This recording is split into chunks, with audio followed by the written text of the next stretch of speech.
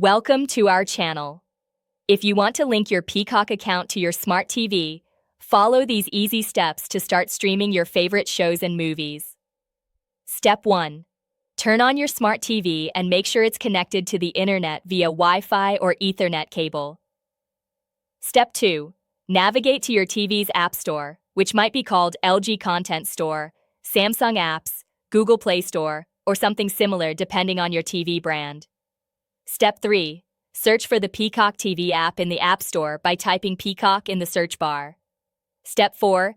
Download and install the Peacock app on your smart TV by clicking Get, Install, or Download. Step 5. Once installed, open the Peacock app and select Sign In on the welcome screen.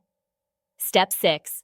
You'll see an activation code displayed on your TV screen along with a website address, usually peacocktv.com TV. Step 7. On your smartphone, tablet, or computer, go to the website shown on your TV screen and enter the activation code. Step 8. Log in to your Peacock account when prompted, and once you complete the login on your mobile device or computer, your smart TV will automatically refresh and sign you in, giving you full access to all Peacock content. Don't forget to like this video and subscribe to our channel.